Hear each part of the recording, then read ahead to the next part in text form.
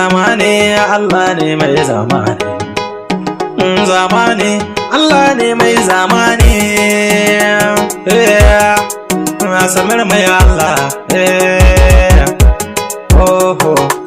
yaro bai san wuta ba idan bai taka ba, gora bata san hannu ba idan ba a damka ba,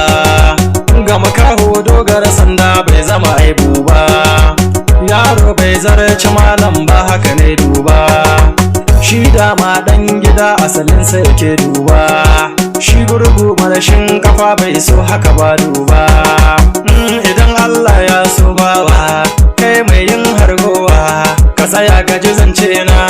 Allah shi kewa bayi matsayi ko canjin sauyi, daga ƙarshe da yayi hali wata rana baka da komai, lokacin ba mai maka komai, in ka mutu ko shi kenan, wasu mamare na ranar nan, wasu ko kuka ranar nan, da abin da ka shuka nan din shi ne za ka yi girma can, sharri ko hairan kai ne dai kai din, to ka gane tun nan hakin wani kar da ka dauka, cin mutunci kar da ka dauka, zagin wani kar da ka dauka, duniya ba ta da tabbas, samir mai Allah ne waka sana'ata ce ne, ban rena sana'ar wanne ba, ban kushe abincin wanne ba, ban je a gurin maula ba, ban bar Allah lamari ba, ban bar sallah azumi ba, kuma ni ba dan iska ba, sannan ba a